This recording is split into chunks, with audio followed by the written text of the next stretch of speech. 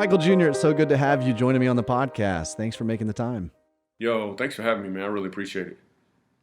Well, we got a chance to chat just a second ago where I filled you a little bit in on the reason why we have this podcast and the audience that we're talking to. And when my producer came and said, hey, let's have Michael Jr. on the podcast, I thought, well, I know exactly what Michael Jr. does. He makes me laugh. And while we probably need a lot of that, that's for sure. I also know that pain is the common denominator of life, that everybody deals with it, including you, including those of you who make us laugh for a living. And so I'm just glad to have this conversation. Yeah, it's one of the common denominators as well, because another thing is, of course, laughter. That's everybody has to deal with laughter too at some point. Like everybody laughs. Yep. I mean, there's a lot of stuff going on, but laughter really has a way of opening up our hearts so we can receive the information that is surround us. We just have to make a choice about what information we're going to receive in those moments. And your story is so, I don't know if powerful is the right word for it, because it's probably a little more than powerful. So I'm honored that you would trust me to be a part of this platform, because I know there is a lot of people hurting. And if I get to be a part of it, that's dope. I actually started a nonprofit because of that exact thing. I have a nonprofit called Funny for the Forgotten, where we go to homeless shelters and prisons, abused children facilities. And really the hope is to make laughter commonplace in those uncommon places. So sometimes the people who really need to laugh are the ones who have the least access to it. So if I get to be a part of that, cool. Yeah. So this territory I think it's your territory is in need of laughter as well, but yet understanding. For sure. Yep, that's exactly right. Well, just in case folks are listening and they don't know what you do, they don't know who you are, tell us a little bit about yourself and how you got into all of this. I'm a black man. Yeah, 6'2". Yeah, that's all you need to know, really. I don't know what else they got. No. So I get to travel the world bringing laughter to people. Somebody recently referred to me as a comedic thought leader. And I was like, ooh, I like that. So I got the domain. But that's as far as we've gone so far. That's awesome. I started my career doing comedy, but then God showed me that, laughter is, like, people show up at my events or read my books and do that stuff because they want to add laughter to their life. But what I'm really called to do is to add life to people's laughter. Because some people will laugh just to try to get away from their issues. But the truth is if the laughter could be used to help them deal with and grow through those issues, now I've done what I'm called to do, which is to comedically inspire people to live their best life. That's what I love to do. Wow, that's awesome. I mean, that, I hadn't thought about it that way, but you're right. Like, as I'm a public speaker as well. I travel and preach at different churches, and oftentimes you learn that the best way to someone's heart, the best way to break the walls down in someone's heart is to create some kind of experience for them, or to create humor so that they're open to receive kind of really the seed that you're planting in their heart. And that's essentially what you're saying, right? It's like, we're not laughing to escape our pain and to escape our issues, although sometimes temporarily that can be all and good and well and true, but really, if we can do it for an even deeper purpose, that's the real hope. That's the real aim. Yeah, that's legit, man. Hey, you got your hat on backwards, is it? Are you just trying to not show off your hair because I don't have hair? Well, I got a little too much, man. Oh gosh. No, I woke up this morning and I was like, I don't think today's a shower day. I think it's a backwards hat day. Let me go drop the kids off and let's get to work right away. Let's be honest. You woke up this week and was like, I'm not going to shower this week. That's it. Well, man, how did you, I know that a lot of times we see public figures like this and we get to experience the things that you're doing and we get to enjoy what you're bringing forward to the world, but we don't necessarily know the story behind it. And it's awesome because, you've been great to share a lot of your story behind some stuff and you kind of plant it in some of your material, but what really led to this? And is there anything that you can look at from your story that says, man, there's some like real deep pain that really, that I had to walk through quite a bit to kind of get to the place that I'm at right now? Well, yeah, I think some of my story would be from even in like high school. Really was hard. I have a big like God created life, and I believe life will bring you people and circumstances to reveal where you're not free. Right? I'm a big, huge believer of that. So even in school, like I graduated high school reading at probably a no, actually almost a fourth grade level, which was really hard for me. I was teased in school, put in these classes, and all this weird, not cool stuff going on. So education and learning had always been a really hard thing for me. But in retrospect, when I look back at it, it is actually what prepared me for what it is I'm doing now. Like God will never let us go through more than we can stand. And I think you're a testament to that because you've been through a lot, yet you're still standing and looking for opportunities to help other people. So one of the things I like to explain to people is the way comedy works, using comedy as an example. In comedy, there's a setup and there's a punchline. The setup is when a comedian will make his audience think in one direction, but the punchline occurs when he changes the direction in a way they're not expecting. When you catch on to that change, you receive the punchline, and the results are revelation, fulfillment, and joy, but it's expressed through laughter. Well, life is the same way. In life, there's a setup and there's a punchline. Your setup is about what you have received, but your punchline is about what you're called to deliver. And a lot of people know their setup, but they don't understand their punchline. So they'll sort of walk through life realizing that something's missing, like something's missing. I don't know what it is, but something's just missing. But what's missing is you delivering your punchline. Because when they feel like something's missing, what they'll try to do to fill that void is they'll try to get more setup. If I could just get married, if I could buy a house, if I could start this business, what they really need to know is what is their punchline. So my desire is to help people understand what their punchline is. But another thing that people miss is they don't understand, much like, I mean, you are a pretty strong testament to this. Even your setbacks are part of your setup so you can deliver the punchline you're called to deliver.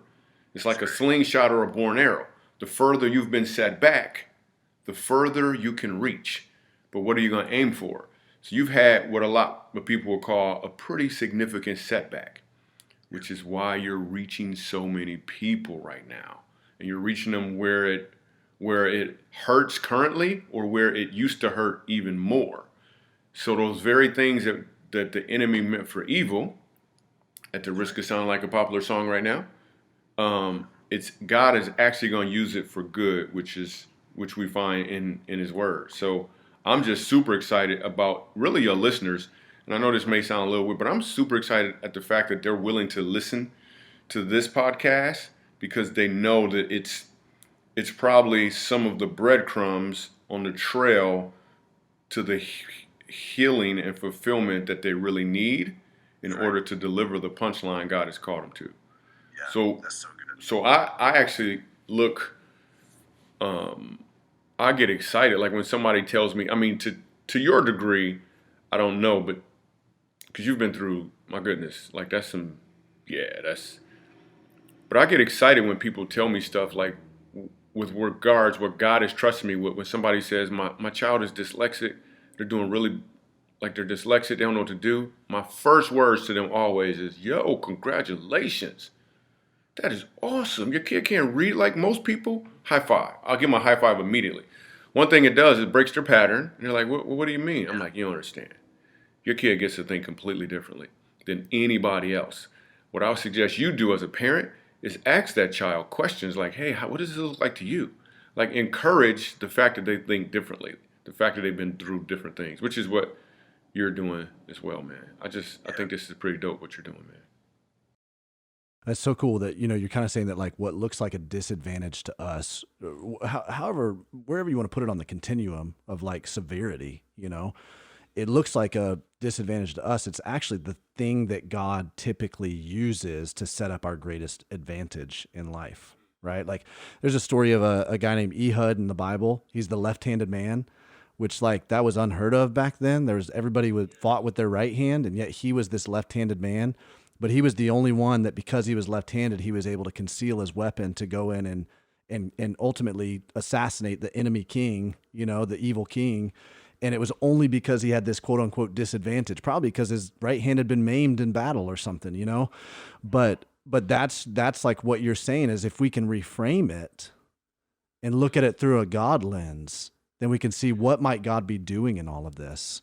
Yeah, my pastor is a great example of that. I go to Gateway Church, Pastor Robert Morris, Mm-hmm. and he had a pretty significant situation where he had to be airlifted to a hospital, and they didn't know, like it just looked like he just wasn't gonna make it. And he has a ranch, and the helicopter came, picked him up, and the helicopter landed in a field by his ranch. And his wife had to watch him go off in a helicopter, not knowing if they were gonna make it or not. And the helicopter goes off, and then she has to drive 2 or 3 hours alone to the hospital where he's headed to.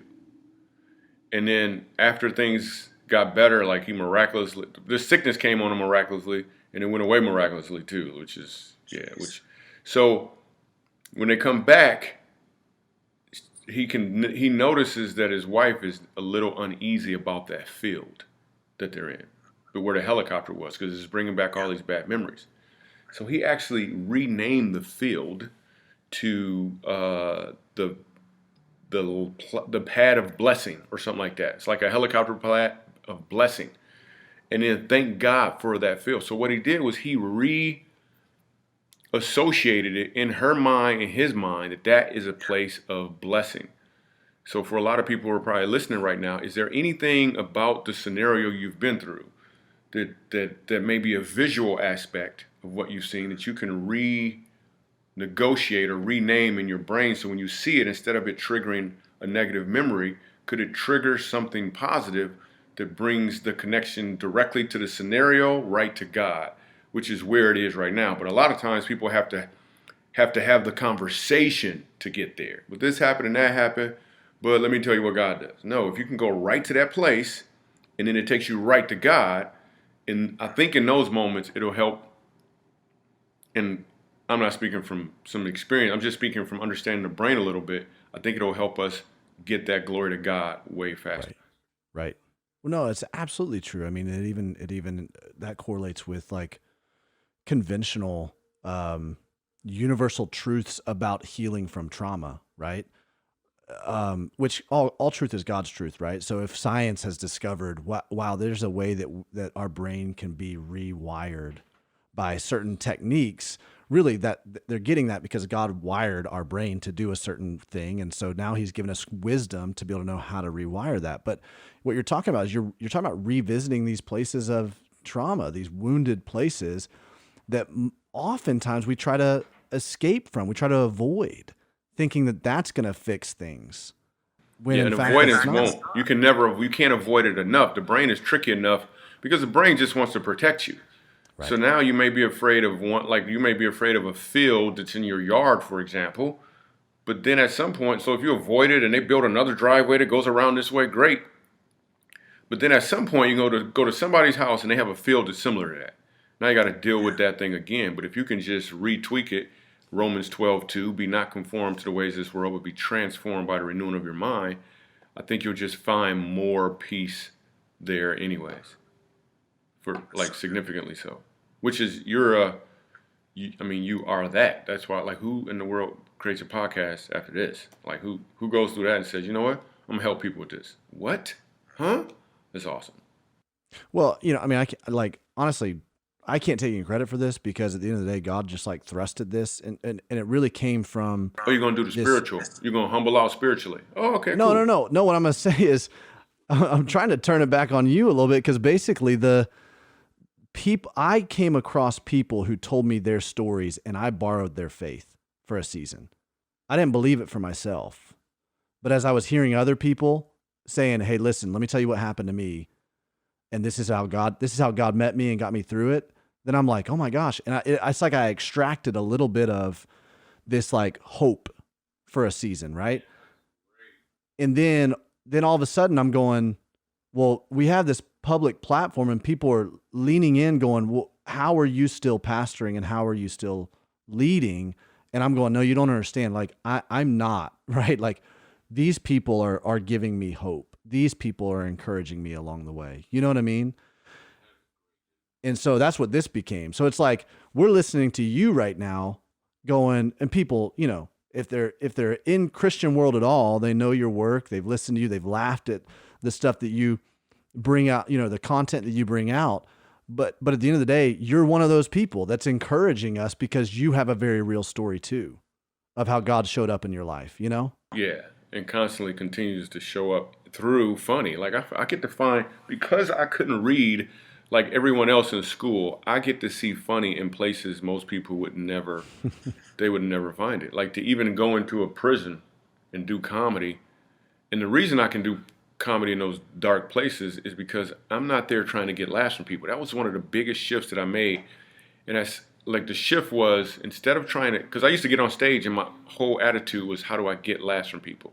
And then God said to me, instead of trying to get laughs from people, I want you to give them an opportunity to laugh. Wow. That changed everything. Boom. Wow. Yeah, yeah. Unpack that for a second. Why was that such a big shift for you? This like, I want to get laughs versus give people the opportunity. Because that's huge. Everyone has a question that they're asking, even if they're not aware of the fact that they're asking this question. So sometimes I'll do, I'll speak, I'll do keynotes at different corporations or whatnot. And a police department brought me in recently to share the story on how did I get to the place where I was asking this different question of how can I give laughs. Well, basically what happened, and I'll tell you about the police part as well. What happened was I was outside of a club in Los Angeles getting ready to perform, and right before I went on stage, I did a little prayer. I don't do prayers every single time before I get on stage, but I did a prayer, and I felt like God said, listen, you're going up there to get laughs from these people. I want you to go up there and give them an opportunity to laugh. Yo, this changed everything. It seems like the smallest little tweak, but it really changed everything because now I'm not looking to take, I'm simply looking for an opportunity to give. So I get up on stage that night and I didn't even do my first joke for probably 20, 25 seconds in. I'm just getting a feel for the audience because when you have a gift for someone, you don't show up and just try to present the gift immediately. You wait, you assess the scenario and present the gift when they're ready for it. So I remember doing that night and having, we had a great time. I leave the club and I'm outside the club signing autographs, taking pictures, and I look across the street and I saw a homeless person. I had never seen a homeless guy outside this club before, ever. But that doesn't mean he wasn't there before. That just means before my mindset was, how could I get laughs from people? Why would I even notice him? So when I changed the question, the answer started to change too. I noticed this homeless guy. And I had the thought, well, how could I give him an opportunity to laugh? Which is why we now have this nonprofit called Funny for the Forgotten. Because it's about bringing laughter to people and answering that question. So I take this concept, and this police organization called me, and I said, hey, I'm talking to some cadets and some veterans and some chiefs, and it's a bunch of different police departments. And I said, everyone has a question that they ask. And most people don't even know they're asking this question. Well, for example, you guys, when you go to work, what's a question you think you may be asking? And one of the guys raised his hand, and he was honest. He said, my question I'm asking as an officer when I'm driving in the car is, how could I find the bad guys? Here's the problem with that question. Your brain is going to answer, your brain can't not answer a question. The issue is, like for instance, if I said to you, what does a purple elephant look like? Your brain just showed you a purple elephant, right? What does a four-door blue car look like? Your brain just showed it to you. Right. Like, in fact, don't think about a yellow car right now. Like, you can't not do it. Like, you can't not visualize it. So your brain is going to give you answers, but the answers aren't always correct. What does a purple Jerangabang look like? You don't know, but your brain was like, I don't know, and put something together, and it showed you something. I saw a dinosaur mixed with an orangutan. That's what I'm saying. And I just saw a black and white picture of something with wings. Like, I don't even know what that is. So the answer can't necessarily, but the brain does not want to not answer the question. So so this guy says he's asking the question, how can I find a bad guy? Well, what happens if there's not a bad guy around? His brain will create a bad guy, will look for stuff, because that's what the brain does. So I said, maybe you guys should ask a different question. Maybe the question should be a question of, how could I make my community even better? Because if you ask that question, now you'll see different opportunities. One, you may find a bad guy who doesn't belong there. Or you may notice the little Timothy is on the corner sitting down crying because the chain on his bicycle popped. And you got a toolbox in the back of your squad car. And you stop and fix his chain, and you've just made your community better. Yeah. So people have to ask, what question are they asking right now? And even for a lot of your listeners who've been through some hurts and some pains, are you asking a question of, how can I just make it through the day? Right. Or are you asking a question of, how can I see even more of God's blessings today? Yeah. Those are two totally different questions. Your brain has to answer them. So you have to think about what it is you're thinking about. And it changes everything, man. Wow, that's so good.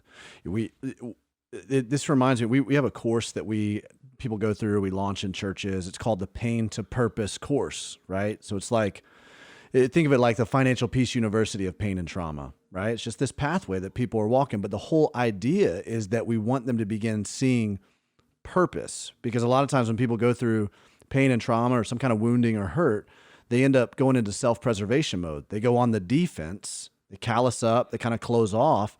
They think that that's going to be the route by which they're going to be healed, right? Let me retreat and let me just kind of see if this wound will heal. Well, what they've done is they've just like put something over a wound like a Band-Aid, and it's not really getting the treatment that it needs. The treatment it needs is purpose, is helping other people. So to your point, the same thing you told these police officers, hey, instead of looking at how do I just defend, how do I go on the defense, how can we go on the offense and help and give? That is where we're going to find wholeness and healing take place. Man, so listen, I'm going to give you an example of that. So in this book that I wrote that we're going to talk about at some point, there's a chapter, I think it's chapter 23. The book is called Funny How Life Works. So I'm going to tell you one of the stories in the book. So I'm 19 years old. I'm working at an oil change place. I'm putting in probably 70 to 75 hours a week. And the reason I'm working so hard is because I have an opportunity to become a partner in this oil change business. And I really want to do this. And I get to be an entrepreneur. This would be awesome. I'm super excited. And what happens is a couple days before I went to work, I noticed that there was a gas company truck outside of my apartment complex. Now you might be thinking, well, okay, good for you. But the problem is all of our heat and all of the appliances were actually electric. So why is there a gas company truck? Well, I did the math, and it's not hard to know that this is probably the police, and they're staking out one of the apartments across the hall from me, and they're probably selling drugs. But I don't care, because I'm about to buy me an oil change business. I don't care. Right. So I leave, I go to work one day, and I come home, and it's dark, and I've been working all day. I smell like 10W30, and I'm walking. I'm getting ready to leave. And I'm pulling up in my car, and I noticed that it's quiet, but it's too quiet. And I saw a couple legs. I saw some people in the distance kind of scrambling. But when I get to the place where I'm going to pull my car in, there's nobody there. It's super quiet. So I already know what is taking place. The police are there. They've probably raided that apartment. And I need to be super careful on what I do next. Yeah. So I pull my car in to the parking spot. And I roll the window down slowly. For those who don't know what this means, this is how I roll my window down. Manual. I had to crank my window down. I put both my hands out the window. And I said, hey, officers, my name is Michael. I have nothing to do with why you're here. I'm coming home from work. Silence. You don't hear anything at all. Completely silent. I said it again. Officers, I'm just coming home from work. I have nothing to do with it. So then it's quiet, so I know I got to get out the car. I can't pull off. So I slowly, super slowly, very carefully get out the car. As I close the door with my hip, my hands are still in the air. 17 officers surround me, guns out, yelling, screaming, doing the whole thing. And I get it because they got a job to do. They don't know who I am. I get that part. Right. And as they're surrounding me and they start asking all of these questions, I'm like, I don't got nothing to do with why you're here. I have nothing to do with this. I'm just coming home from work. And they're checking me and searching me, and they're thinking I might be a drug dealer. First of all, I smell like oil, and I got a name tag on.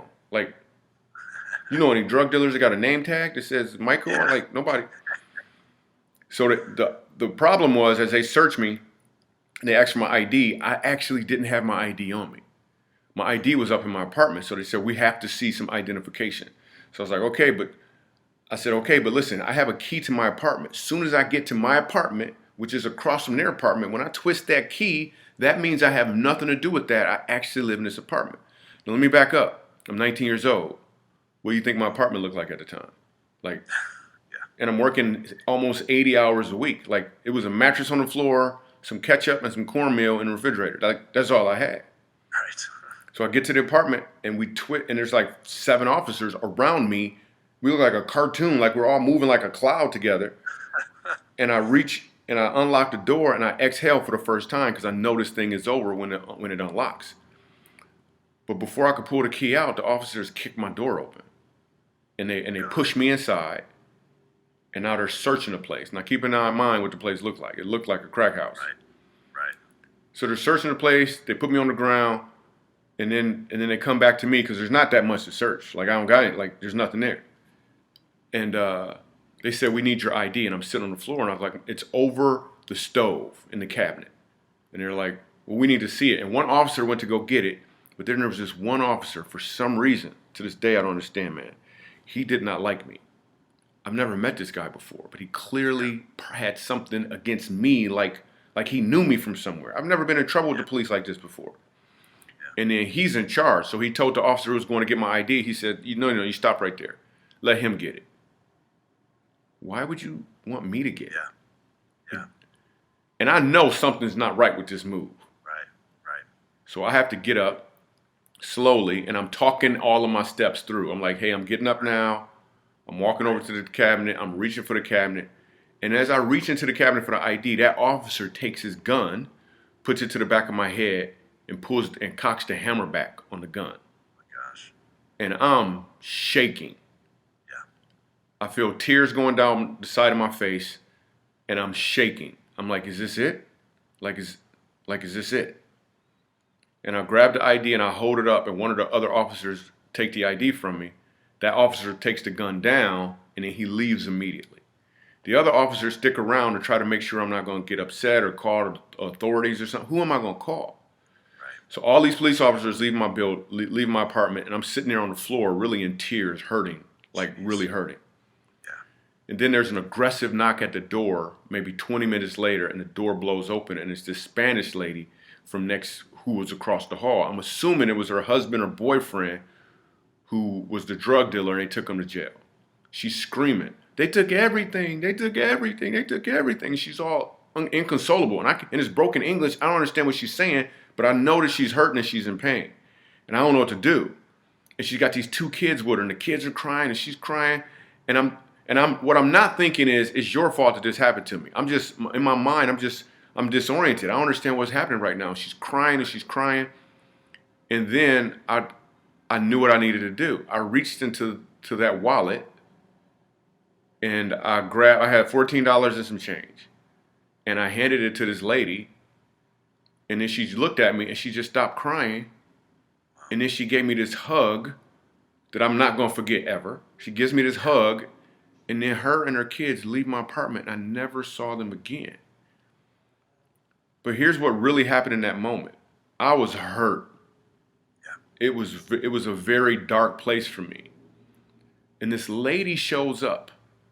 And God, even though I didn't know God at the time, uses the same wallet that the officers tried to use to take my life. Uses that same wallet where I can reach into it and give something to someone else. So what the officer said to me, and I'll just say that one officer, what he was really saying to me is, you don't matter to anybody. But when this lady showed up, what she was saying was, you matter to me. So in that moment, even though I was in all of that pain and all of that hurt, because I put my head on a swivel and was able to see somebody else who was in need, in that moment is where my healing started taking place. Significant healing. So for those people who are listening, you might be in a lot of hurt or a lot of pain, and I won't claim to understand it, but I will tell you, as soon as you decide, wait a minute, how does God want to use this to help somebody else? Everything immediately starts to shift and change, and it gives greater purpose to what it is you're here to do. Man. Phew. That's so good. Yeah. Jeez, that's so good. Dude, so the lady was a complete blessing. Like like who in the world? Like why was she coming to my apartment? That was really God saying, whoa, whoa, whoa, whoa, whoa. Don't, as you said, don't, because I was sitting on the floor really just thinking about myself pulling in more and more and more. Which is the natural response, right? I mean, that's natural. Nobody blames you for doing that, right? Exactly. But she shows up. I'm able to give to her. And I can tell you, as I sat on the floor, even after she left, I immediately started feeling better. And to this day, I have nothing against, if I ever saw that officer again, I would have hugged that dude. I got nothing against him. I think officers are awesome. I think they got a hard job to do. I think some of them are jacked up, but so are some Christians. There's some creepy Christians out there, by the way. If you're listening and you don't know any creepy Christians, it's you. I'm just going to throw that out there. Like, there is some creepy Christians. So there's creepy everybody. Not everybody knows what they're doing. We're all on this journey to say, how can I be the best me as possible? But I'm telling you, put your head on, instead of if you ever feel like your head is leaning down, you need to lift it up and put it on a swivel and look around, because somebody else is hurting and they probably need what you need. And I love what you said about borrowing somebody else's faith in their stories, man. That's just powerful stuff, dude. Man, that's awesome. Man. Well, I mean, I would be remiss not to say, oh, I'm so sorry for that experience that you had to go through and the wounding. I mean, very clear wounding and pain that creates inside of you, what's been communicated to you, that your life doesn't matter right there. And of course, nobody would blame you for pulling in and getting reclusive right there. But how cool is it that the Lord, even right there in that moment, gives you an opportunity to see this different divine plan that he has for you, to be a testimony and witness to other people as well, And I think that over the past year and a half, I mean, when you think about COVID, you think about all of the racial tensions that have taken place, when there were so many people that were clued in for the very first time, so many people who were just ignorant. They didn't know, but clued in for the very first time of the very real trauma and pain that people are dealing with. And I think that what you're saying, we can all learn so much of how to respond in these situations, because we've seen over and over and over the past year and a half cases where people have closed off and gone into self-preservation mode. And then we've also seen cases where people have said, no, you know what? I'm going to still give in this situation. It's almost, you made me think of just now. You ever see those? We've all seen those commercials where they make some amazing offer, and then somebody says, "But wait, there's more." Yeah. It's almost like that. But wait, there's more moment. Meaning you've been hurt, you've been knocked down, and it's like God is like, "But wait, there's more. I got so much more for you to do." And the funny thing about those offers too is a lot of times they're better than what was going on before. Like, you're stronger. You have more clarity. God is like, but wait, there's more. Like, he really, really has more for us to do. It's not over by any degree. So let's see who we can help as a result of this thing. That's so good. That's so good. Michael, tell me a little bit more about this book, Funny How Life Works. What led you to write it? What are some things that you're really hoping the reader is gonna take from this? My main desire for writing a book was really to get some money. Yeah, that was the main thing, really. No, I wrote the book because a lot of people see the jokes and they see the comedy. That, I've been on the Tonight Show and Comedy Central and cool TED Talks, a couple movies and stuff, but a lot of people don't know the stories behind the jokes, like the one I just told you. Like, that's not something I'd talk about on stage in the middle of these jokes all the time. So I wanted to share some of those stories, but also some application that people could apply to their life. So in the middle of their laughter, while they're laughing at the book, they're like, oh, snap, this is something I could actually do. And I wanted people to be able to do those things as well. So that's why we wrote Funny How Life Works, man. And John Maxwell was nice enough to do the forward on this thing, man. So I just really want to make, I want to make a deposit into people. And laughter has a way of just getting in there. Like, there's two things, like we mentioned earlier, pain will get there as well, but there's also laughter and joy will get there too. And I'd rather use laughter to help people understand, as opposed to in a way that can better equip them while or before or even after they've gone through some some Yeah. pretty hard stuff. That's why it really blessed me to hear that you enjoy my comedy, dude, because you've been through it. And now that you're at a place where you get to laugh and I get to help you with some of those laughs, whoa, that is amazing. So you're a testament to the fact that it is funny how life works. It is. Well, and not just that, I mean, we've been through a ton, right? And walked through our own healing journey, but even in ministry. I mean, I was a pastor prior to the tragedy, and I'm still a pastor, but I'm just a pastor in a different vein in that we're listening to and absorbing people's pain and their stories over and over and over. I mean, I just spoke at a church this Sunday. I'll be at another church next Sunday. And there's always a receiving line. When I share my story, people come up and they start sharing their stories with me. And there comes a moment where it just gets so heavy, where you go, I got to put this pain somewhere. And of course we have to deflect it, put it at the feet of Jesus, right? He didn't call us to carry these burdens, to carry this pain, but there is something so amazing, and just joy filled. It's almost like common grace that we get to for a brief moment, just get lifted with the type of content that you do, right? The things that you're producing and that you're putting out. It's like for a moment, you kind of take us into a different world. And you allow us to we get to recognize our own humanity, right? We get to laugh at ourselves and not take ourselves so seriously, and be reminded of that. But then also you transport us into a different space, and it's so helpful when you're just living in so much heaviness all the time, Yeah, laughter, there's a phrase that I used to use a lot, which is laughter is the tangible evidence of hope.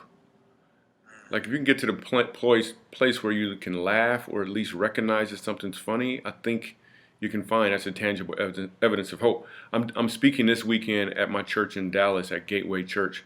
So I don't know when you'll drop this podcast, but I'm doing something different than I've ever done before on stage, and it's going to be, we're going to laugh a lot. I'm going to talk about some things, but also I'm doing this. Man, I wish I could explain it. I wish I could say it now. I just don't want people to. Anyway, if you get a chance, spoiler alert. Go to gatewaypeople.com and watch the service for October 1st weekend.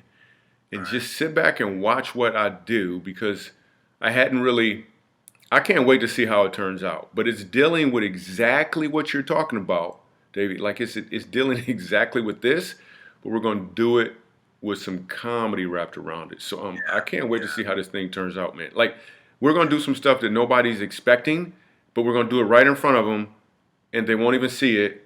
But when they do, I think it's going to bring some revelation and some laughter. I can't wait, dude. That's awesome. All right. I got one more question, because, we opened up this conversation talking about borrowing people's faith, kind of like in some ways, almost, being carried by other people.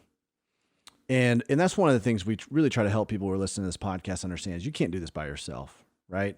Your healing journey can't be by yourself. That's one of the enemy's biggest ploys is isolation and trying to get you,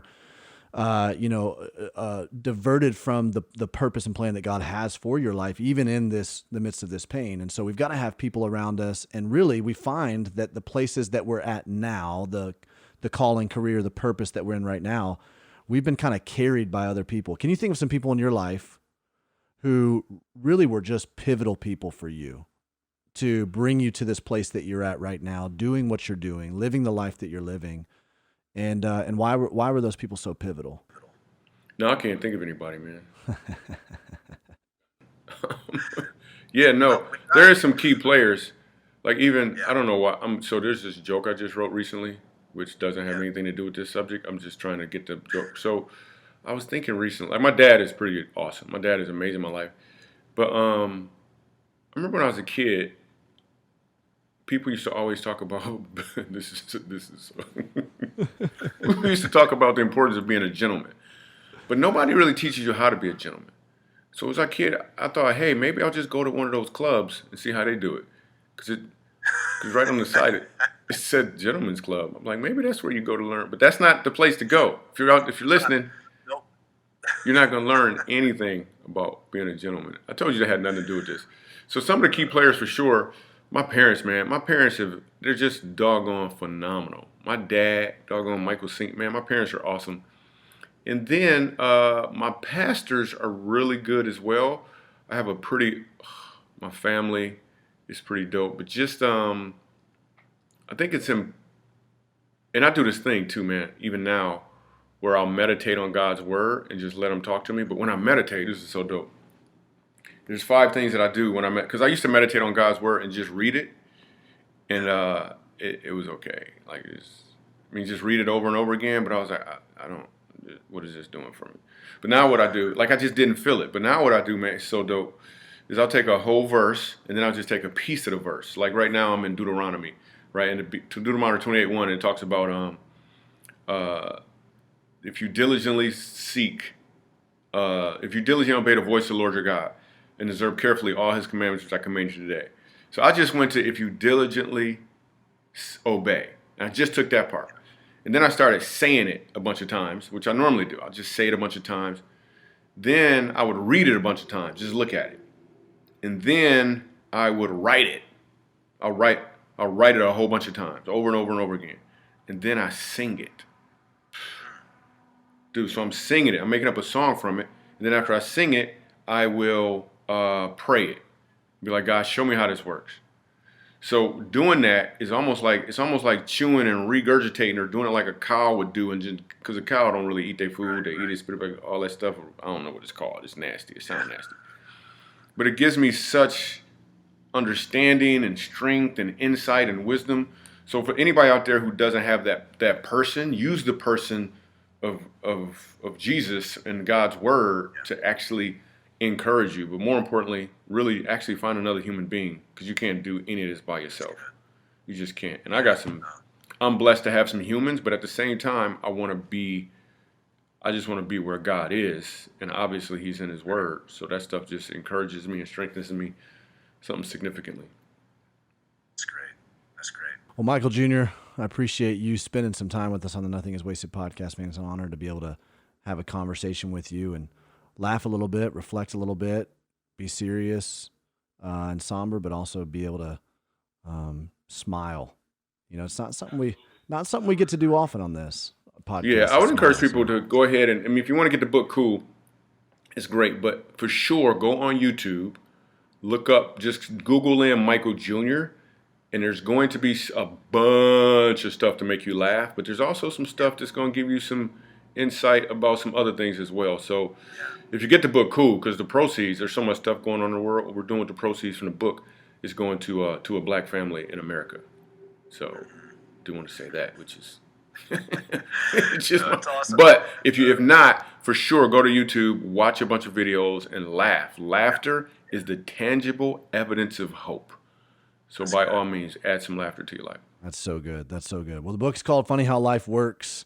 I'm going to encourage everybody to go and pick it up, and also go to YouTube, because that's where we're visiting on the reg. We're over there visiting YouTube, watching Michael Jr.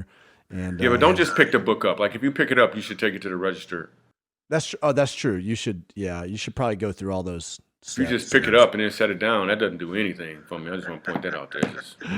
Single click on Amazon. There it is. Single click purchase. Just make sure. Boom. That's it. Michael Jr., thank you so much, man. Dude, you're awesome, man. Way to live up to the title of this podcast, dude. Like, for real. That's dope. Thank you.